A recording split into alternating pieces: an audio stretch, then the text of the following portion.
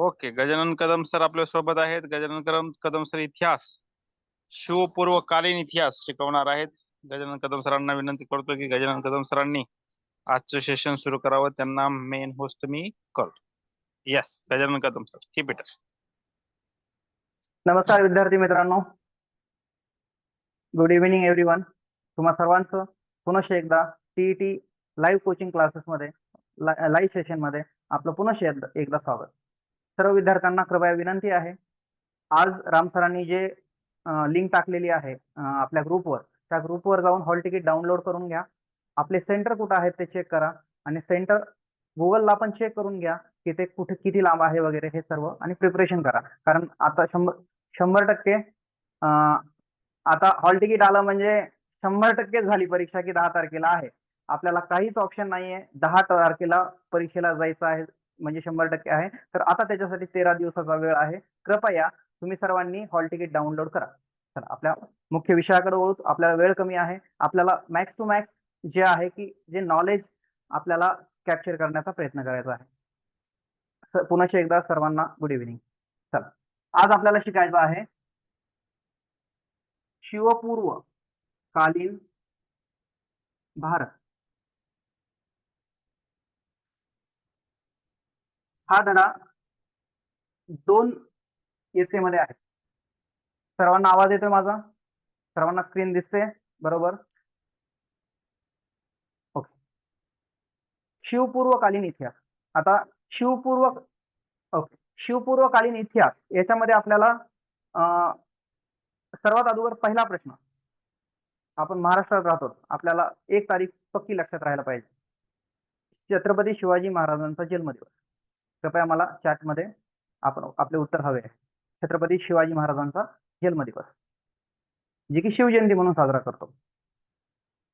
कृपया पटकन रिप्लाय द्यायचा आहे. छत्रपती शिवाजी महाराजांचा जन्मदिवस. कारण आपल्याला शिवपूर्वकालीन पाहायचं आहे, तर अगोदर शिवाजी महाराजांचा काळ तर पाहावा लागेल. पटकन इसवी सन पण टाका. आपलं बरोबर आहे. शीतल मॅम करेक्ट करा.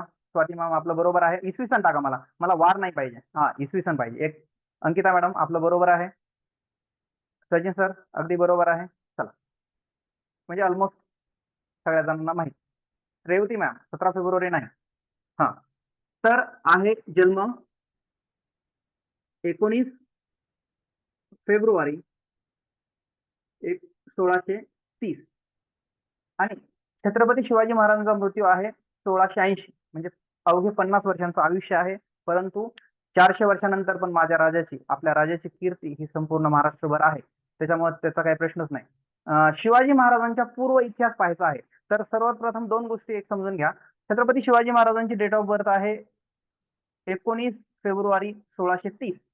चा पूर्व, त्याच्या अगोदरचा, कुठपर्यंत अगोदर जायचं आहे आपल्याला, तर लक्षात ठेवा आपल्याला 900 वर्ष अगोदर जायचं आहे.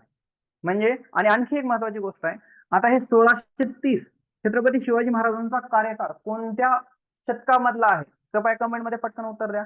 छत्रपती शिवाजी महाराजांचा काळ हा कोणत्या शतकामध्ये आहे? कितवं शतक आपण म्हटलं जातं? पटकन, कारण हे कन्फ्युजन करणार आहे. त्याच्यासाठी मी, रेवती मॅम अगदी बरोबर आहे.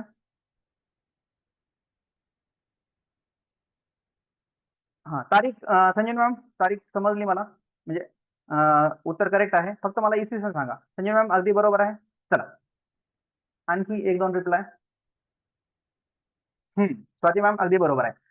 याला म्हणतात 17वे शतक. आता आपण सगळे शिक्षक आहेत, त्याच्यामुळे आपल्याला ह्याचं क्लॅरिफिकेशन पाहायची गरज नाहीये की 1630 ला 17वे शतक का म्हणतात. कारण 1630, 1601 पासून 17वे शतक सुरू होतं. आता जसं 21वे शतक आहे तसं हे 17वे शतक आहे. आपल्याला कधीपासूनचा इतिहास पाहायचा आहे, तर आपल्याला 8व्या शतकापासूनचा इतिहास पाहायचा आहे. किती? 8वे शतक ते 17वे शतकाच्या पूर्वे. समजलं? अगोदर आपल्याला कोणत्याही गोष्टीची सुरुवात आणि शेवट हा कन्सिडर केल्यानंतर आपल्याला तो सोपा जातो. तर 8व्या शतकापासून आपल्याला भारताचा इतिहास पाहायचा आहे, ज्याला की आपण शिवपूर्वकालीन इतिहास म्हटलेला आहे. त्याच्यामध्ये सुद्धा 4थीला पण हा धडा आहे, 7वीला पण हा धडा आहे. मग चौथीला जर हा धडा आहे, 7वीला पण हा धडा का टाकला? त्याचं कारण आहे विद्यार्थ्याची आकलन क्षमता ज्या पद्धतीने वाढते, त्या पद्धतीनं विद्यार्थ्याला ज्ञान पण दिलं जातं. तर चौथीला जे चौथीच्या विद्यार्थ्यांना जे नॉलेज द्यायचं तेच दिलेलं आहे. 7वीच्या विद्यार्थ्यांना थोडं एक्सपांड केलेलं आहे. तर आपण तर शिक्षक आहे, तर आपल्याला त्याच्यापेक्षा जास्त नॉलेज असायला पाहिजे. त्या पद्धतीनं आपल्याला शिवपूर्वकालीन इतिहास पाहायचा आहे. सर्वप्रथम 8व्या शतकापासून 17व्या शतकापर्यंत आपल्याला काय पाहायचं आहे? संपूर्ण इतिहास पाहायचा आहे. तर सर्वप्रथम आता या इतिहासामध्ये आपल्याला जास्तीत जास्त इतिहास जो आहे तो घराण्यांचा आहे. महाराष्ट्रामध्ये जे वेगवेगळे घराणे तयार झाले, घराणे म्हणजे राज्यकर्ते असतील किंवा सम्राट असतील, त्या सर्वांचा इतिहास आपल्याला पाहायचा आहे. प्रामुख्याने घराणे पाहायचे आहेत. त्या घराण्यांचा इतिहास पाहिला की आपल्याला ऑटोमॅटिकली सर्व इतिहास कळतो. तर महाराष्ट्रामध्ये खूप सारे घराणे होऊन गेले, भारतामध्ये खूप सारे घराणे होऊन गेले. त्याच्यामध्ये आहेत चोल आहेत, चोल आहेत, राष्ट्रकूट आहेत, परिहार आहेत, गुज्जर आहेत, त्याचबरोबर वाकाटक आहेत, सातवाहन आहे, बहामनी आहे, विजयनगर आहे, हे यादव आहेत, शालिवाहन आहेत. हे सर्व जे आहेत ह्या सर्वांचा इतिहास शक्यतो आपल्याला या 1 तासामध्ये पाहायचा आहे. चला सर्वप्रथम आपण सुरू करू तो म्हणजे पहिला जो राजवंश आहे किंवा पहिला जो घराणा आहे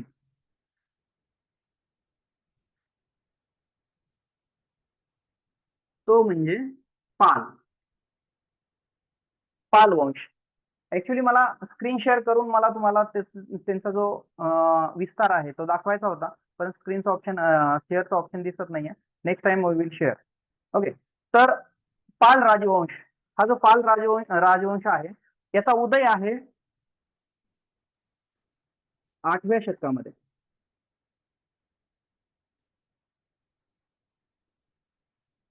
आपल्याला काय पाहायचं आहे? उदय पाहायचा आहे, तिथली राज्य पाहायची आहेत, राजधान्या पाहायच्या आहेत आणि प्रामुख्याने कोणता राजा हा सर्वश्रेष्ठ ठरला किंवा कोणता राजा सर्वश्रेष्ठ ठरला किंवा असा कोण प्रभावशाली राजा होता हे सर्व पाहायचं आहे. तर पाल घराण्याचा उदय हा 8व्या शतकामध्ये झाला होता. त्यांचं राज्य हे राजस्थान ते बंगाल इथपर्यंत त्यांचा विस्तार होता. त्याचबरोबर या पाल वंशाचा पहिला राजा जो होता, पहिला राजा जो आहे त्याचं नाव आहे गोपाल. आणि हे जे राजवंश आहे ते प्रामुख्याने राजपूत समाजाचं आहे. राजपूत समाजाचे आहेत ते परंपरागत जमीनदार आहेत. त्याचबरोबर राजपूत आहेत. भारतामध्ये राजपूत ही कन्सेप्ट मध्ये खूप सारे घराणे येतात, ते आपण एक एक पाहणार आहेत. तर प्रामुख्याने हे गोपाल जे राजा आहेत ते जमीनदार वर्गातून मोडत होते, पण त्यांनी राज्य तयार केलं आणि ते पाल वंशाचे पहिले राजे झाले. त्यांच्यानंतर जे राजे आहेत धर्मपाल, त्यानंतर देवपाल, त्यानंतर आहे महिपाल आणि आणखी एक राजे महिपाल आणि गोपाल, असे हे राजे पाल वंशाचे आहेत. तुम्हाला शेवटी समजतच असेल, सर्वांच्या शेवटी पाल हा शब्द आलेला आहे, त्याच्यामुळे ह्याला पाल वंश असं कन्सिडर केलं जातं. समजलं सर्वांना? आता याच्यामध्ये प्रामुख्याने आपल्याला फास्टमध्ये हे शिवपूर्व कालीन इतिहासामध्ये जेवढं काही सांगितलेलं आहे तेवढं आपल्याला पटपट घ्यायचं आहे. त्याच्यातले राजे, प्रामुख्याने राजधान्या वगैरे हे सर्व पाहायचं आहे. सर्वांना समजलं? दुसरं घराणं आहे कारण गुज्जर आणि प्रतिहार. गुज्जर आणि प्रतिहार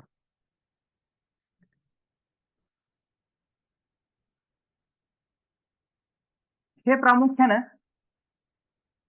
त्याच 8व्या वंशामध्येच त्यांचा उदय झालेला आहे. आणि यांचं जे राज्य आहे हे राज्य आताचे जे मध्य प्रदेश आहे, आताच्या मध्य प्रदेश मध्ये यांचं राज्य स्थिरावलेलं होतं आणि हे पण राजपूत समाजाचेच होते. गुज्जर आणि परिहार प्रतिहार हे सुद्धा राजपूत राजेच होते, राजपूत राजवंशच होता त्यांचा, आणि त्यांची राजधानीचं नाव होतं, जर कुणाला माहित असेल तर कृपया कमेंट मध्ये उत्तर दिलं तर चालेल. गुज्जर परिहार यांचं जे राज्य होतं त्यांची राजधानी कोणती होती?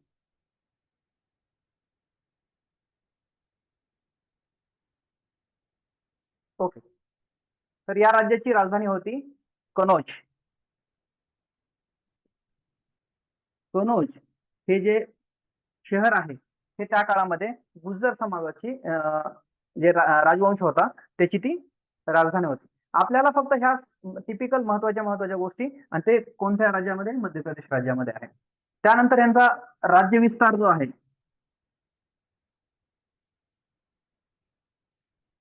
राज्य विस्तार जो आहे, हा राज्य विस्तार प्रामुख्याने कलिंग, जे सम्राट अशोकाच्या काळामधलं प्रमुख राज्य होतं, कलिंग, महाराष्ट्रामधील विदर्भ हा सुद्धा त्या काळामध्ये गुज्जरांच्या अधिपत्याखाली होता. त्याचबरोबर आंध्र प्रदेश, आताचं जे तेलंगणा आहे, आणि गुजरात, हा संपूर्ण प्रदेश, कलिंग असेल, विदर्भ असेल, आंध्र प्रदेश असेल, गुजरात असेल आणि महाराष्ट्र, मध्य प्रदेश, हा संपूर्ण भाग हा गुज्जर आणि प्रतिहार या राजांच्या अधिपत्याखाली होता. यामधील सर्वात प्रभावी असे राजे दोन, प्रामुख्यानं सर्वात प्रभावी राजे, जर आपण प्रभावी राजे यांचं जर नाव घेत असेल तर त्यांचं नाव आहे मिहिर भोज.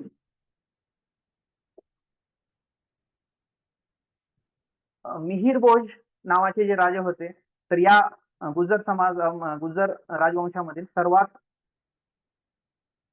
प्रभावशाली असे राजे म्हणता येतात. सर्वात महान असा राजा, ज्यानं की जनतेसाठी खूप चांगल्या गोष्टी केल्या आणि शासन व्यवस्था व्यवस्थित राबवून संपूर्ण देशात संपूर्ण राज्याचा विस्तार करण्यावर जास्तीत जास्त भर केला, परंतु त्याच्यामध्ये सुद्धा नीतिमत्ता सांभाळून हे सर्व केलेलं आहे.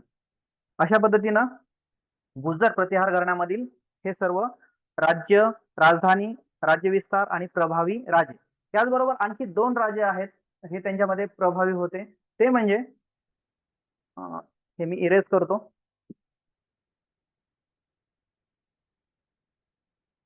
एक मिनिट, कारण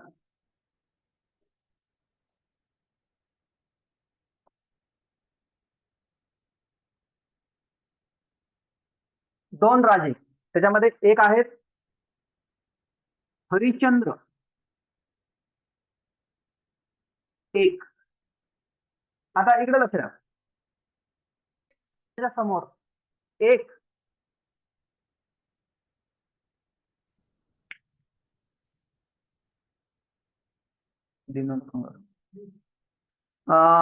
यामधील जे राजे आहेत, राजाच्या समोर रोमन मध्ये 1, 2 असे नावं दिलेले आहेत किंवा 3 असे नंबर दिलेले आहेत.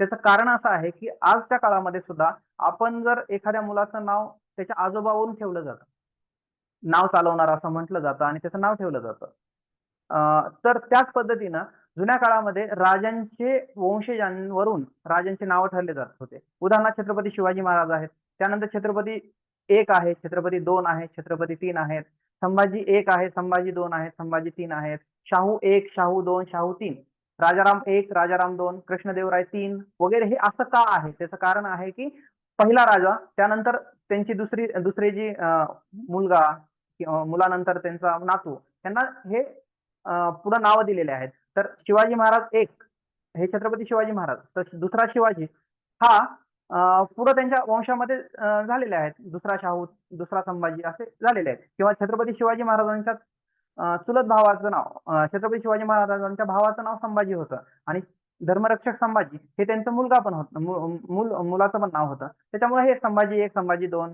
असं नाव ठेवलेलं आहे. त्याच्यामुळे हरिश्चंद्र 1, कारण याच्यामध्ये हरिश्चंद्र 2, हरिश्चंद्र 3 पण आहे, त्याच्यामुळे हरिश्चंद्र 1 हा प्रभावशाली राजा होता, ज्यानं की राजस्थान मध्ये गुज्जरांचं खूप मोठं साम्राज्य उभा केलं होतं. त्याची राजधानी जी होती जोधपूर, ही त्याची राजधानी होती, जोधपूर. आणि त्यानंतर दुसरा राजा जो होता तो राजा होता नागभट्ट. नागभट्ट एक यांनी सुद्धा मध्य प्रदेशमध्ये गुज्जर प्रतिहार यांचा राज्यविस्तार करून अवंती हे जे शहर आहे अवंती, त्या अवंती शहराला राजधानीचा दर्जा दिला आणि राज्य केलं. तर हरिश्चंद्र एक, नागभट्ट एक आणि मिहिर भोज असे 3 प्रभावी राजे या गुज्जर राजवंशामध्ये होते. यानंतर आता आपण हे फास्ट मध्येच घेऊ कारण आपल्याला तेवढ्या वेळामध्ये हे सर्व कंप्लीट करायचं आहे. माझं जास्तीत जास्त प्रामाणिक म्हणणं असं आहे की तुम्हाला जास्तीत जास्त इन्फॉर्मेशन ही शेअर करा.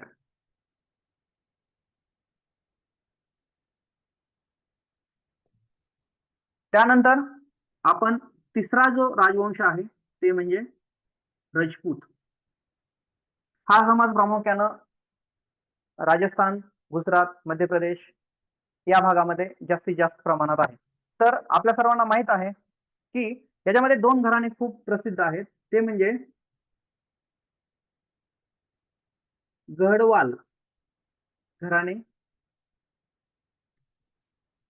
आणि दुसरे म्हणजे परमार घराणे. आज पण तुम्हाला माहित असेल की भारतामधील जे राजवंश आहेत खूप मोठे जे श्रीमंत आहेत त्याच्यामध्ये परमार घराणा आज पण प्रामुख्याने त्यांचं नाव घेतलं जातं. खूप श्रीमंत असं घराणं आहे, आज पण आहे. तर आज पण त्यांच्यामध्ये राजकोष होतो, राजांचा हे केला जातो, राज्याभिषेक केला जातो. आज पण त्यांच्या घराण्यामध्ये सुरू आहे. तुम्ही गुगलला जर सर्च केलं तर हे तुम्हाला लगेच दिसेल. या घराण्यामधील प्रभावशाली राजा म्हणून ज्याचं नाव घेतलं जातं त्याचं नाव आहे पृथ्वीराज चौहान. पृथ्वीराज चौहान हे प्रभावशाली राजे होते.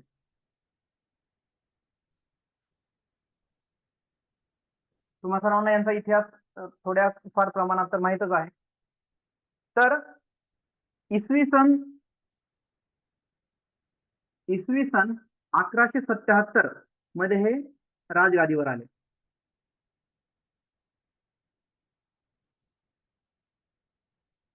कितीला? 1157 ला. तर 1157 हे गादीवर कसे आले तर त्यांच्या वडिलांचा मृत्यू झाल्यानंतर वारसा हक्काने त्यांच्याकडे गादी आलेली आहे. ते स्वतः एक उत्कृष्ट सेनापती होते. उत्कृष्ट असे सेनापती होते आणि त्यांनी पृथ्वीराज चौहान यांनी खूप सारे मैदान गाजवलेले आहेत. त्याच्यामध्ये सर्वात महत्वाचं युद्ध जे होतं तर ते युद्ध होतं तराई युद्ध. तर तुम्हा सर्वांना माहितच आहे की भारताला जुन्या काळामध्ये सोने की चिडिया म्हटलं जात होतं. तर ज्यावेळेस अरबांचं ज्यावेळेस साम्राज्य विस्तारलं आणि साम्राज्य विस्तारल्यानंतर त्यांनी साम्राज्याच्या सीमा ह्या खूप विस्तारण्यासाठी त्यांनी भारताकडे लक्ष केलं. त्याचं कारण होतं की त्या काळामध्ये भारत हा सोने की चिडिया म्हटलं जात होतं.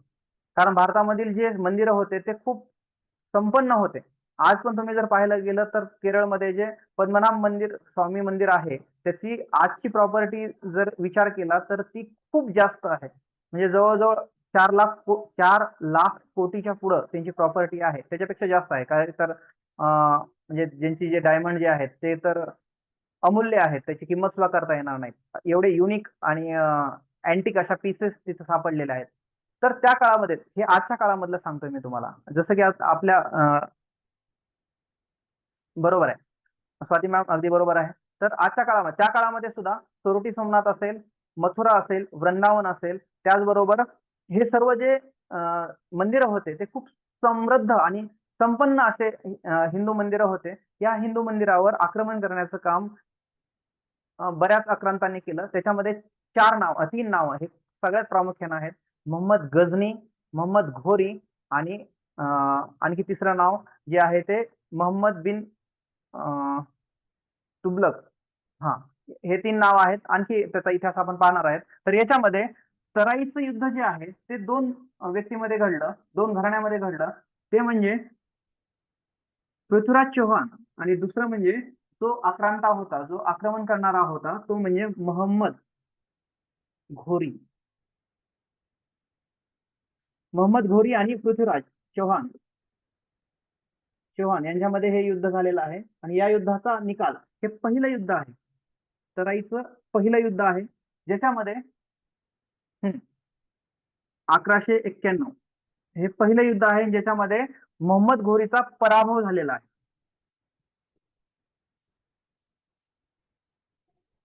मोहम्मद गझनीचा पराभव झालेला आहे.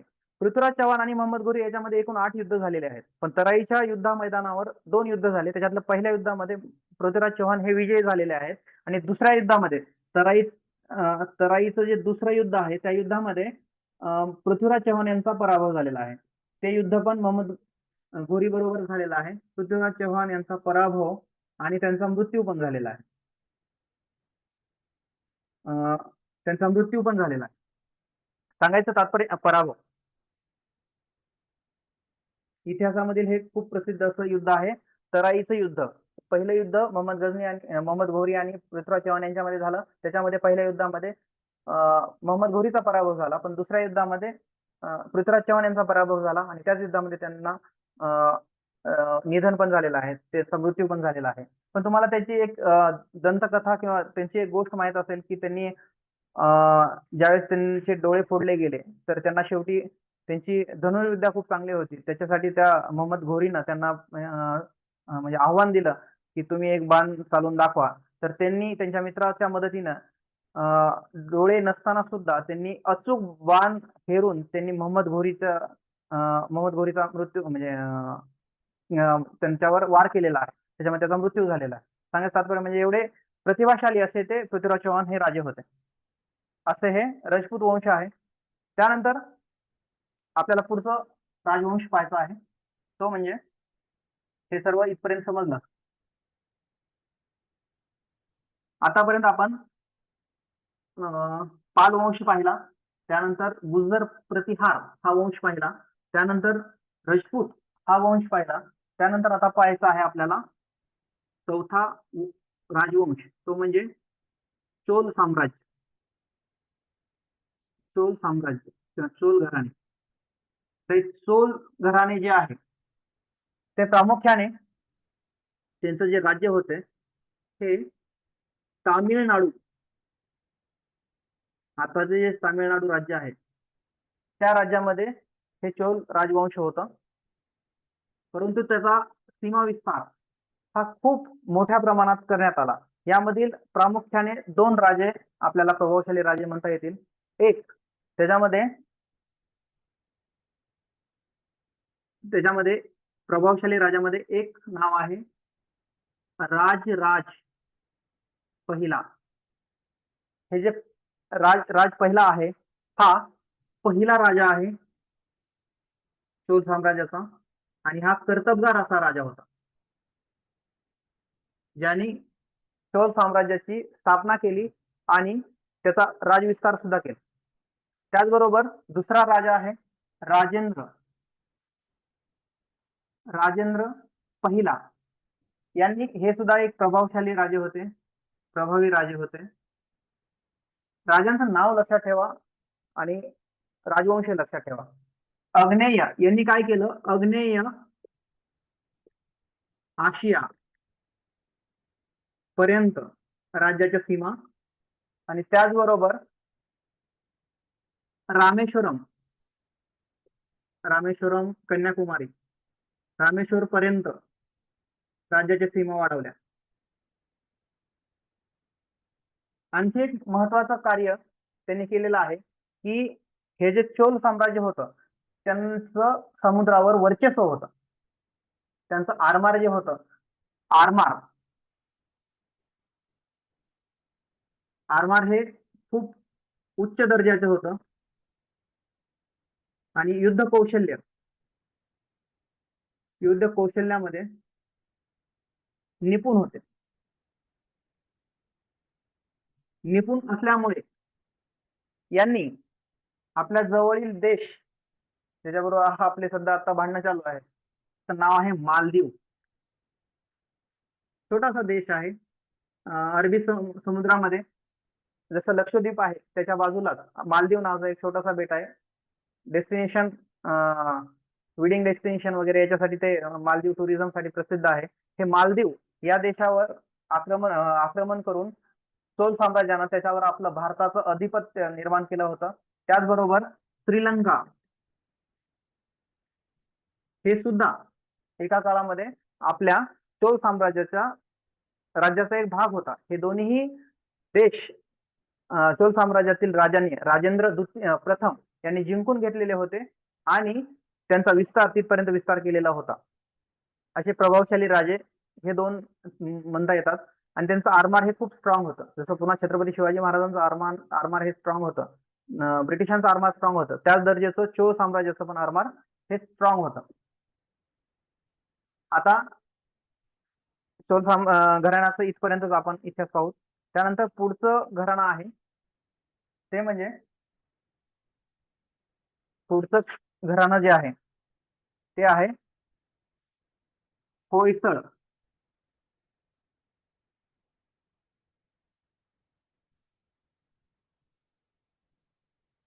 हे होयसळ घराण्याचे राजे आहेत विष्णुवर्धन आणि हे घराणे कर्नाटक या राज्यामधील होयसळ नावाचं घराणं आहे. विष्णुवर्धन हे त्यातील प्रमुख राजे आहेत. त्यांनी संपूर्ण कर्नाटक हा जिंकून घेतला, अधिपत्याखाली ठेवला आणि तिथं राज्य करण्याचं काम होयसळ घराण्यामधील विष्णुवर्धन यांनी केलेलं आहे. त्यानंतरचं तर इथपर्यंतचे घराणे समजले तुम्हाला? कृपया कमेंट मध्ये सांगा इथपर्यंतचे घराणे समजले का? कारण आपल्याला बघा जास्तीत जास्त कंटेंट जर द्यायचं असेल तर फास्ट मध्ये आपल्याला घ्यावंच लागणार आहे आणि याच्यामधले फक्त राजे, घराणे आणि राज्य हेच फक्त आपल्याला प्रामुख्याने पाहायचं आहे.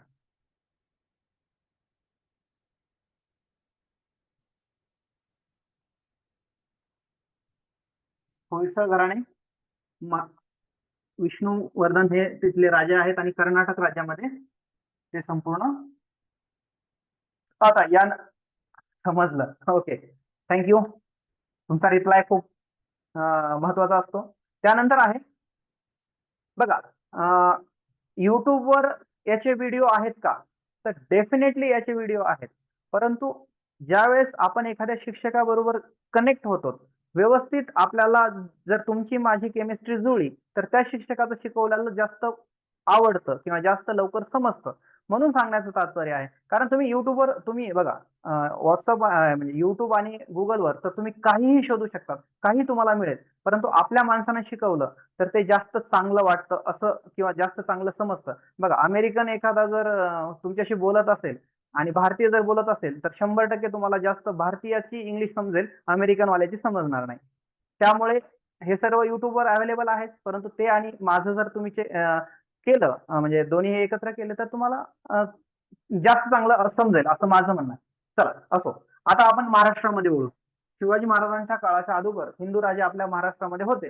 प्रामुख्याने त्याच्यामध्ये 3 राजवंश किंवा 3 घराणे हे प्रामुख्याने होते. त्या घराण्यामध्ये एक आहे राष्ट्रकूट, दुसरा आहे शिलाहार आणि तिसरं म्हणजे यादव वंश, जे की ओके. तर पहिलं घराणं जे महाराष्ट्रामधील घराणं आहे, महाराष्ट्रातील प्रामुख्याने 3 घराण्याचा अभ्यास करायचा आहे. त्याच्यामध्ये राष्ट्रकूट हे महाराष्ट्रातील राष्ट्रकूट घराणे हे महाराष्ट्रामधील आहेत. महाराष्ट्रामधील आहेत. याच्यामध्ये गोविंद तृतीय, बघा हे जे राजे आहेत गोविंद तृतीय हे प्रामुख्याने प्रभावशाली राजे आहेत. यांनी राज्य विस्तार हा कनौज पर्यंत नेला, कनौज पर्यंत वाढवला. कनौज कुठं आहे? मध्य प्रदेशाच्या बॉर्डरवर, युपी मध्य प्रदेशच्या बॉर्डरवर कनौज, तिथपर्यंत महाराष्ट्रातील राष्ट्रकुल राजवंशानं कनौज पर्यंत म्हणजे उत्तर भारताचा बराचसा भाग हा राष्ट्रकुटांच्या अधिपत्याखाली आणलेला होता. त्याचबरोबर खाली म्हणजे कुठपर्यंत? दक्षिण भारतामध्ये रामेश्वरम, कन्याकुमारी, आता जी कन्याकुमारी आहे त्या काळात नसेल त्याचं नाव, पण रामेश्वरम पर्यंतचा भाग जो आहे तिथपर्यंत तो राज्य विस्तार केलेला आहे गोविंद तृतीय या राजानं. त्याचबरोबर कृष्ण तृतीय हे जे राजे होऊन गेले त्या राजांनी युपी मधील अलाहाबाद, हे युपी मध्ये आहे, आताच जे युपी आहे ते अलाहाबाद मध्ये आहे, ते सुद्धा जिंकून घेतलं होतं. आणि राष्ट्रकूट राजवंशाचा विस्तार हे युपी पर्यंत, अलाहाबाद पर्यंत, म्हणजे गंगा नदीच्या काठापर्यंत राजविस्तार करण्याचं काम हे कृष्ण तृतीय यांनी केलेलं आहे. तर राष्ट्रकुल हे महाराष्ट्रामधील राजवंश होता. त्यानंतर दुसरा राजवंश जो आहे, त्यानंतर दुसरा राजवंश, त्याचं नाव आहे शिलाहार. त्याचा राजवंश आहे शिलाहार. तर शिलाहार राजवंशाचे प्रामुख्यानं 3 घराणे किंवा 3 ठिकाणी स्वतंत्र राज्य अस्तित्वात आलं. कुठं कुठं आलं? तर त्याच्यातलं पहिलं घराणं होतं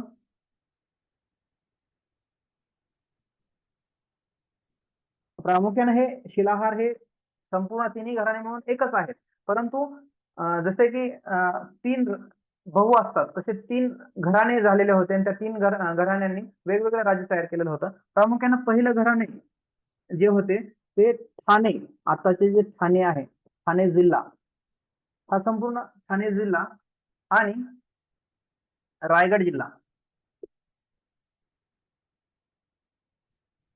हे दोन्ही जिल्ह्यात जे संपूर्ण राज्य हे शालिहारचे पहिलं जे घराणं आहे त्यांच्याकडे होता. आणि ह्याची राजधानी जी होती ही राजधानी होती पुरी. तर पुरी आता कुठं आहे? तर आज जर तुम्ही जर कधी, आता बघा आपण इतिहासाचे शिक्षक आहेत आणि इतिहासाचे अभ्यासक आहेत, तर आपल्याला प्रामुख्यानं गड किल्ल्यांमधला भेटी देणं खूप महत्वाचं आहे. आणि आधी आचरण करावे आणि नंतर सांगावे या युक्तीप्रमाणे मी असेल किंवा रामशेठ सर असतील, आम्ही दोघंही बेस्ट फ्रेंड आहेत. त्याचबरोबर आम्ही जिवलग मित्र, बेस्ट फ्रेंड पण आहेत आणि एकत्र पण पुण्यामध्ये एकत्र राहतो. तर आम्ही दोघांनी सुद्धा दरवर्षी कमीत कमी 10 किल्ले बघायचे असा निर्धार केला होता आणि आम्ही तो परिपूर्ण सुद्धा केला. तर कोकणामधील सगळ्यात प्रसिद्ध असा किल्ला ज्याचं नाव आहे मुरुड जंजिरा. तर कधी जमलं तर मुरुड जंजिराला अवश्य भेट द्या. खूप सुंदर आणि अप्रतिम असा किल्ला आहे, अवैध असा किल्ला आहे. तर तिथे गेल्यानंतर त्याचं वैशिष्ट्य कळेल तुम्हाला. खूप खूप अवैध किल्ला आहे. छत्रपती शिवाजी महाराज, तर त्या काळामध्ये त्याचा खूप मोठा इतिहास आहे, त्याच्यावर एक व्हिडिओ बनवता येईल. परंतु त्याच्या जवळच जे राजापुरी नावाचं जे गाव आहे, तर ते राजापुरी ही त्या काळामध्ये शिलाहार घराण्याचं हे जे पहिलं घराणं आहे त्यांची जी राजधानी होती पुरी, तर आज त्याला राजपुरी म्हटलं जातं. राजांचं गाव त्याच्यामुळे राजपुरी म्हटलं जात होतं. आज पण जर तुम्हाला जर मुरुड जंजिऱ्याला जायचं असेल तर काही बोटी ह्या राजपुरी गावामधूनच निघतात, कारण त्याचं जे बंदर आहे ते तिथंच आहे. तर हे ऍडिशनल इन्फॉर्मेशन तुमच्यासाठी.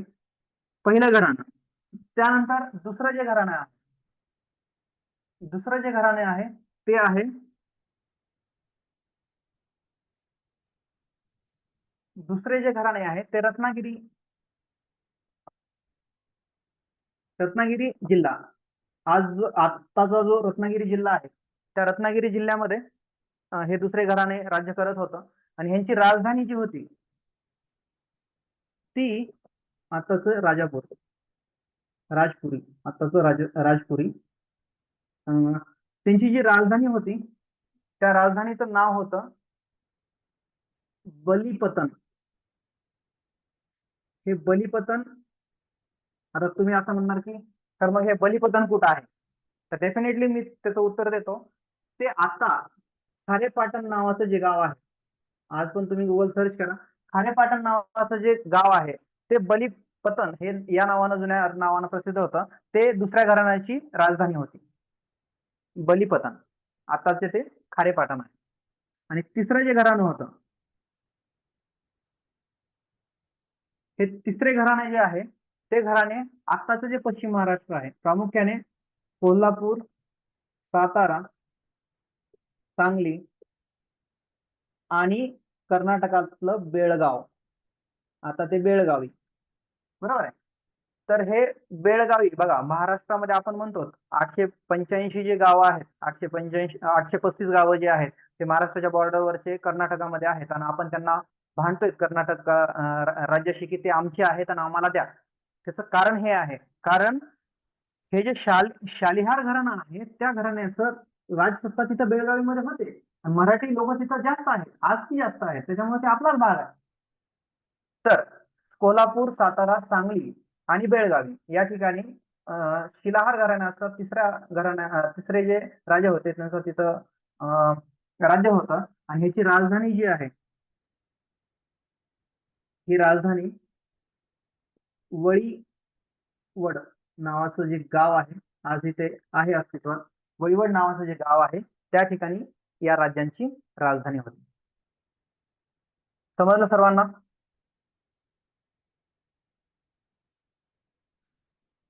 हे तुम्ही ज्यावेळेस पुन्हा रेकॉर्डेड व्हिडिओ असतो, तो रेकॉर्डेड व्हिडिओ व्यवस्थित पॉज करून बघितला तरी ते तुम्हाला सर्व हे स्क्रीन दिसेल, कारण आपल्याला पुढे जायचं आहे. आता आपल्याला तिसरं घराणं, महाराष्ट्राच्या इतिहासामधील सर्वात प्रभावशाली हिंदू घराणं कोणतं होतं, तर ते म्हणजे यादव वंश. कारण यादव वंशानंतरच महाराष्ट्रामधील हिंदूंचा अस्तित्व धोक्यात आलं, आणि त्यानंतर जवळजवळ 400 वर्ष लागले हिंदूंचं राज्य पुन्हा येण्यासाठी, आणि ते राज्य निर्माण केलं छत्रपती शिवाजी महाराजांनी. म्हणजे शेवटचं राज्य, हिंदूंचं राज्य शेवटचं होतं ते यादवांचं, आणि त्यानंतर यादवांच्या नंतर मुघलांचं शासन झालं, आणि मुघलांचं शासन संपून ज्यावेळेस छत्रपती शिवाजी महाराजांनी स्वराज्याची स्थापना केली त्यावेळेस आपल्याला पहिला आपला राजा मिळाला. तर हे आहेत तिसरे यादव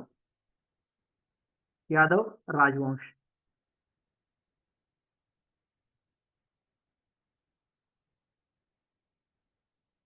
यादव राजवंश. आता ह्या यादव राजवंश हा सर्वात वैभवशाली राजसत्ता होती महाराष्ट्रातील, ज्याला की आपण सुवर्णकाळ म्हणतो. त्या पद्धतीनं महाराष्ट्रात सुवर्णकाळ होता, सर्व बळींचं राज्य होतं, असं या पद्धतीनं असं वैभवशाली इतिहास यांचा होता. आणि हा शेवटची हिंदू राजवट होती. याच्यामध्ये राजे जे आहेत, राजा, याच्यामधील भिल्लम पाचवा जो आहे हा प्रभावशाली राजा होता. बघा, पहिला, दुसरा, तिसरा, चौथा, पाचवा, तर हे भिल्लम नावाचेच 5 राजे आहेत. सांगायचं तात्पर्य ते मग सांगितलं तुम्हाला की कशामुळे हे पाचवा, चौथा, तिसरा ते. तर यांची राजधानी जी आहे ही देवगिरी आहे, देवगिरी होती. आता देवगिरी आता काय आहे, दौलताबाद आहे. आता हे पण सांगतो तुम्हाला, मी सुद्धा दौलताबाद किल्ला बघितलेला आहे, एक वेळेस नाही, जवळजवळ 6 वेळेस बघितला किल्ला. प्रत्येक वेळेस काही नवीनच गोष्टी एक्सप्लोर होतात. तर खूप चांगला, जबरदस्त आणि अप्रतिम असा किल्ला आहे, जो की भारताच्या इतिहासामध्ये अभेद्य असा किल्ला आहे. आजपर्यंत देवगिरी हा कुणी सुद्धा लढून जिंकला नाही. फितूर नाही जिंकला, पण लढून जिंकता आला नाही, कारण त्याचं इतकं जबरदस्त इन्फ्रास्ट्रक्चर आहे, त्याला चॅलेंजेस नाही. त्याच्यामध्ये सुरक्षेसाठी एवढे कडेकोट असे छान. सर्जेराव सरांनी 5 वेळा बघितला असं कमेंट करतायत. Congratulation sir. नक्कीच आपल्या सर्वांनी जे आता लाईव्ह आहेत त्यांनी पण अवश्य बघा. खूप चांगला आणि अप्रतिम असा किल्ला आहे आपला, आणि ते आपल्या महाराष्ट्रात आपल्या जवळ आहे. तर हा जो किल्ला आहे, या किल्ल्याचं खूप वैशिष्ट्य आहे. त्याला सर्व बाजूने खंदक आहे, त्या खंदकामध्ये मगरी होतात. त्याला एक चमडी असा पूल असायचा, तो पूल काढून घेतल्यानंतर पुन्हा त्याला कसल्याही पद्धतीनं मध्ये जाता येत नव्हतं. मध्ये पुन्हा भुलभुलैया आहे, त्यानंतर अंधारी कोठडी आहे, त्याच्यानंतर एकाच ठिकाणी 2 सैनिक येतील आणि पुढे एकत्र येतील, तर अंधार असल्यामुळे ते आपले सैनिक आपल्या सैनिकाला मारतात, असं पण होतं. त्यानंतर एक असं ठिकाण होतं, त्या ठिकाणाहून फक्त रांगत गेल्यानंतरच तुम्ही जाऊ शकत होतात आणि रांगत गेल्यानंतर तुमचं सर्वात रांगत जाताना तुमचं मुंडकं जे आहे ते पुढे येत होतं आणि तिथे एक माणूस असा तलवार घेऊन बसायचा. मुंडकं पुढे आलं की छाटायचा आणि ते लगेच खंडकामध्ये टाकून द्यायचा. म्हणजे एक माणूस एक किल्ला लढवू शकत होता, अशी रचना ही त्या काळामध्ये त्या इंजिनियरनं केली असेल. तर सलाम त्या इंजिनियरला. असा हा देवगिरी किल्ला होता, जो की यादवांनी बनवलेला होता आणि याच किल्ल्याचं प्रेमामध्ये पडून मोहम्मद बिन तुगलक याने दिल्लीची राजधानी औरंगाबादला आताच्या संभाजीनगरमध्ये आणली होती, ते याच किल्ल्यामुळं, देवगिरी किल्ल्यामुळं. आणि त्याला लहरी मोहम्मद त्याच्यामुळेच म्हणतात. राजधानी आणली, 6 महिने राहिला आणि आपल्या इकडचा उन्हाळा त्याला जमला नाही, तो वापस गेला. तर 6 महिने भारताचा संपूर्ण कारभार हा आपला देवगिरी किल्ला पाहत होता आणि ती की यादवांची राजधानी होती. असा हा देवगिरी किल्ला असो. इतिहासाच्या शिक्षकांनी अवश्य किल्ले पाहावे. त्यानंतर भिल्लम पाचवा हा यादव वंशामधील प्रभावशाली राजा होता. त्यांची राजधानी ही देवगिरी हा किल्ला होता. आताचे ते दौलताबाद आहे. त्यांनी कृष्णा नदीपर्यंत सीमा विस्तार केला यादवांनी. ऍक्च्युली मी हे सगळं स्क्रीनशॉट करून तुम्हाला शेअर करावेत या पद्धतीने मी बनवलेलं होतं, परंतु ते शक्य नाही झालं. असो, मी ट्राय करतो ते त्याची पीपीटी तयार करतो आणि ती मी तुम्हाला शेअर करतो. कशाही पद्धतीने तुम्हाला ते शेअर झालं पाहिजे असा प्रामाणिक प्रयत्न. असो, कृष्णा नदीपर्यंत यादव वंशाचं आता जी कृष्णा आहे म्हणजे कर्नाटक राज्यापर्यंत हा विस्तार त्यांनी केलेला होता. त्याचबरोबर हा काळ सुवर्णकाळ कशामुळे म्हटला, त्याचं कारण आहे मराठी भाषेसाठी हा सुवर्ण काळ होता. मराठी भाषेसाठी सुवर्ण काळ होता. आपल्या सर्वांना अभिमान असला पाहिजे की आताच म्हणजे एका महिन्या अगोदर मराठीला अभिजात भाषेचा दर्जा मिळाला. तर त्याचं कारण हे आहे. कसं काय? त्याचं कारण असं आहे की 1500 म्हणजे 1500 वर्षाचा ज्या भाषेला इतिहास असतो, 1500 वर्षाचा ज्या भाषेला इतिहास असतो, ती भाषा ही अभिजात दर्जासाठी नोंदली जाते. तर 11व्या शतकामध्ये आपला पहिला शिलालेख आणि आपण अंबेजोगाईमध्ये आहेत. तर तुम्हाला बऱ्याच जणांना माहित असेल की आद्यकवी मुकुंदराज स्वामी हे 12व्या शतकामधील आहेत. ते 12व्या शतकापासून त्यांनी मराठीमध्ये विवेक सिंधू नावाचा ग्रंथ लिहिला वगैरे वगैरे. तर हे सर्वांमुळं त्याचा रेफरन्स पकडून अभिजात दर्जा मराठीला मिळालेला आहे आणि याबद्दल सर्वांनी, आपण मराठी माणसं आहे तर आपल्याला अभिमान असला पाहिजे. खूप प्रयत्न करावे लागले यासाठी. तर यासाठी मराठीचा सुवर्णकाळ हा यादव वंशाचा होता. त्याचबरोबर या काळामध्ये साहित्य निर्मिती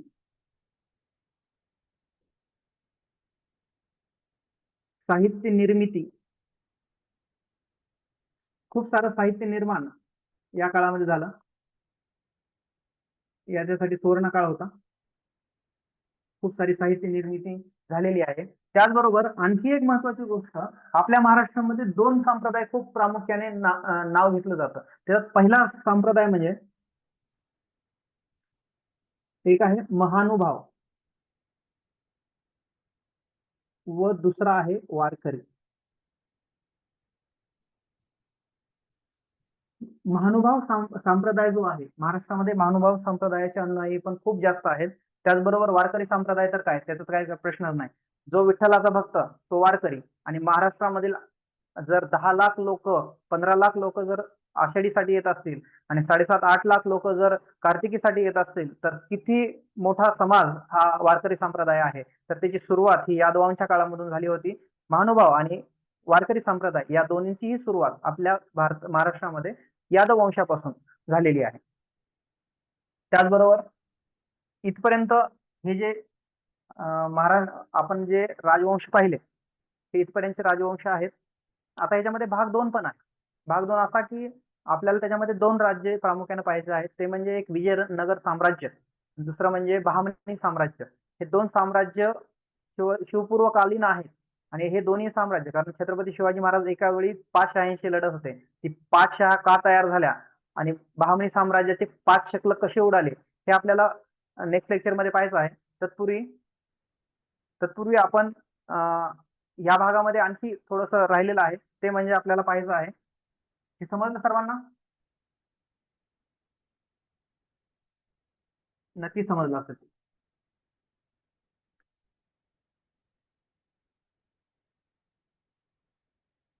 त्याचं त्याच्यामधील आता आपल्याला पाहायचं आहे वायव्य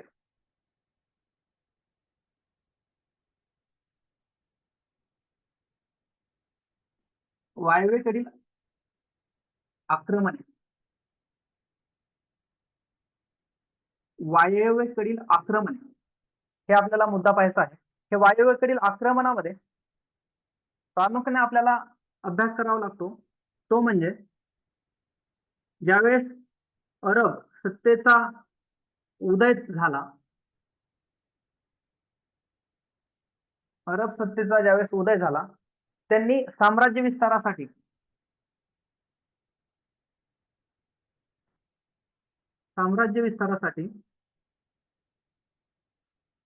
भारताकडे स्वारी केली.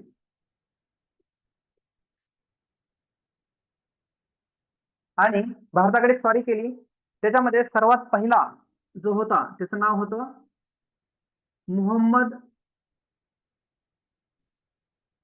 मोहम्मद बिन कासिम. मग आम्ही जे तिसरं नाव जे होतं ते याचं होतं, नाव आहे मोहम्मद बिन कासिम. हा क्रूर असा आक्रमणकारी होता. हे 3 राजे मोहम्मद गझनी, मोहम्मद घोरी आणि हा तिसरा मोहम्मद बिन कासिम, या 3 आक्रमणकारीनं भारताचं खूप नुकसान केलं. कारण तो काळ भारतासाठी सुवर्ण काळ होता आणि या 3 आक्रमणकारी जे होते, आक्रमणकारीच होते ते, आक्रांताच होते ते, त्यांच्यामुळे भारताला खूप जास्त लुटलं गेलं. त्याच्यामध्ये हा मोहम्मद बिन कासिम हा जो भारतावर हल्ला करण्यासाठी आला, आता हा कशासाठी आला? आता याचा इतिहास थोडासा वेगळा आहे. काय असतं, संशय हा वाईट असतो. आता ह्या कसा आला सांगतो तुम्हाला. संशय हा वाईट असतो. त्याचं कारण असं आहे की इराणचा जो राजा होता त्या राजांची जी नौसेना होती किंवा व्यापारी जहाज होते ते व्यापारी जहाज लुटले जात होते. कुणाकडून? चाचे जे असतात, चाचे म्हणजे आपले जे जसे दरोडेखोर म्हटले जातात, चोर म्हटले जातात, तसं समुद्रामध्ये जे चोऱ्या करतात त्यांना चाचे म्हटले जातात. रशियन चाचे वगैरे असतात ते, तर ते चाचे नीच चोरायचे ते. आणि हे कोणत्या एरियात चोरायचे? तर सिंध, आता जे पाकिस्तानमध्ये सिंध आहे त्या सिंध राज्याचा जो एरिया आहे त्या एरियामध्ये जे समुद्र येतं, समुद्राचा जो भाग येतो त्या भागामध्ये हे चोऱ्या व्हायचे. आता तो जो हा होता त्याचं नाव काय, म्हणजे तो इराणचा जो राजा होता त्या राजानं काय केलं, ह्या चाच्यांचा बंदोबस्त करण्यासाठी त्याला असं वाटलं की हे चाचे हे यांचे आहेत. कुणाचे? सिंध राजाचे. सिंध प्रांताचा जो राजा होता त्याचं नाव होतं दाहिर. दाहिर नावाचा जो राजा होता, तर त्यांचं असं म्हणणं होतं की हे षडयंत्र जे आहे ते त्या राजाचं आहे, दाहिर नावाच्या. तर त्याच्यामुळे ह्या दाहिरचा बंदोबस्त करण्यासाठी इराणच्या राजानं त्याचा सेनापती पाठवला. त्याचं नाव होतं ह्या मोहम्मद बिन कासिम. हा मोहम्मद बिन कासिम जो आहे अरबी सेना घेऊन आला, हा सेनापती होता आणि लाखोची सैनिक घेऊन आला आणि त्यानं सिंध प्रांताचा जो राजा होता दाहिर त्याचा पराभव केला. आणि हा पराभव भारताच्या इतिहासाला एक टर्निंग पॉइंट ठरला. त्याचं कारण असं आहे की तोपर्यंत अफगाण लोकांचा आणि भारतीयांचा कसलाही संबंध आला नव्हता. पण ह्या संशयामुळं की बाबा चाचे हे दाहिरचे आहेत आणि त्याचा बंदोबस्त करावा म्हणून त्या राजानं त्याचा सेनापती पाठवून दाहिरचा बंदोबस्त केला. परंतु दाहिरचा बंदोबस्त करताना त्याला हे कळालं की हा जो भाग आहे, कारण सिंध हा भारताचा भाग होता, हा जो भाग आहे हा संपन्न आहे. कारण तुम्हाला माहिती अरब जो आहे तो वाळूचा प्रदेश आहे. तिथं त्या पेट्रोल डिझेल आताचं जे आहे ते क्रूड ऑइल सोडलं तर बाकी तिथं काहीच नाहीये. तर तिथल्या राजांचं जे डोळा आहे तो आपल्या भारतावर आला. त्याचं कारण हे आहे आणि तिथून पुन्हा आपल्या भारतावर आक्रमण सुरू झाली. गजानन कदम सर, खूप छान घेताय तुम्ही. येस सेशन मस्त. डेफिनेटली. माझं 7ला स्कॉलरशिपची बॅचचं लेक्चर असतंय. याच येस नाही, येस. याच. मी आता हा. वाइंड अपच करत होतो. आता वाइंड अपच करत आहे. कारण हे आहे ना, हे आपण उद्याच्या लेक्चर मध्ये पाहणार आहे. टाइम इज इम्पॉर्टंट आहे. टाइम इज हो. Must. So that we will tomorrow. हा, वी विल डेफिनेटली हे जे कंटिन्यू करायचं आहे ते टुमारोच्या लेक्चर मध्ये करायचं आहे. शक्यतो हाच टायमिंग मी तुम्हाला शेअर करतो. टायमिंग काय आहे, शक्यतो हाच टायमिंग राहील. हा कन्व्हिनियंट आहे माझ्यासाठी. तुम्ही पण प्रिपरेशन करा. आणि काय होतं माहिती का, ज्यावेळेस आपण लेक्चर घेतो त्यावेळेस तुमच्या कमेंट जर जास्तीत जास्त आल्या तर आनंद वाटतो. पियुष सर कंटिन्यू करण्यासाठी थोडंसं टेक्निकल रिझन आहे. राम सरांचा पुढचं लेक्चर आहे. तर डेफिनेटली हे जो कंटेंट आहे हे आपण उद्याच्या लेक्चर मध्ये पाहणार आहे. तर वेळ न घालवता आपण ही मीटिंग क्लोज करणार आहेत. तर तुम्ही सर्वांचं पुनश्च एकदा मी आभार मानतो आणि ही मीटिंग इथंच क्लोज करतो. धन्यवाद. तुमचे सर. आभार सर्वांच्या विद्यार्थ्यांच्या वतीनं. आणि आता मी काय आभार मानायची गरज नाही, तुम्ही मित्र आहेत माझे. मिशनचा भाग आहे तुम्ही, त्याच्यामुळं Yes, sir. Definitely. We are best friend and we are colleagues, so that तू मला म्हणायचं काही गरजच नाहीये. yes, चला. yes, yes, You yes, sir. continue your lecture. Okay. हा, Have a good चला, night. Good night, everybody. Bye. Good night. Bye. चला, mike bye करण्यासाठी माईक तुमची चालू करून दिले. तुम्ही बाय बाय करू शकता. एंड करणार आहे मीटिंग मी 1 मिनिटामध्ये. Bye, good night. अरे कंजूशी करायला बाय म्हणायची, गुड नाईट म्हणायची. बाय चला, बाय बाय म्हणायला शिका, गुड नाईट म्हणायला शिका लवकर Bye. लवकर. Bye bye sir. हा, Bye. Bye sir. Bye bye sir. Bye sir. Good night. Bye sir, sir. तुमचा आवाज. Good night. Good night sir. Good night. Good night sir. End करू meeting. End meeting for or काय म्हणायचं गजानन कदम. थांबा जरा, Gajanan Kadam सरचं mic चालू करून देऊ का? काय सर, माईक म्यूट आहे हो. तुम्ही तर चालू करा 2 बरं आधी मिनिटं माईक. बाजूला स्क्रीनशॉट घ्यायचा होता. स्क्रीनशॉट घ्यायचे हा. त्यांना आणि हा, mic चालू. घ्या. Okay okay. Thank you sir. Welcome ma'am. ऐका, ही रात्र वैर्याची आहे असं समजा. पुढचे 13 दिवस हे नक्की. तुमच्यासाठी खूप महत्वाचे आहेत. कारण आता जर 15,000 शिक्षक लागले असतील तर डेफिनेटली तुम्ही पण लागणार आहात. टीईटी पास होणं आपलं कर्तव्य आहे. जर आपण बीएड चांगल्या पद्धतीने केलंय, डीएड चांगल्या पद्धतीने केलं तर आपल्याला टीईटी पास व्हायलाच पाहिजे. आणि पुढचे 13 दिवस आपण कडक मेहनत करा आणि पास व्हा. एवढीच आमच्यातर्फे तुम्हाला शुभेच्छा. ओके, नक्की धन्यवाद. सर. खूप धन्यवाद सर. End welcome.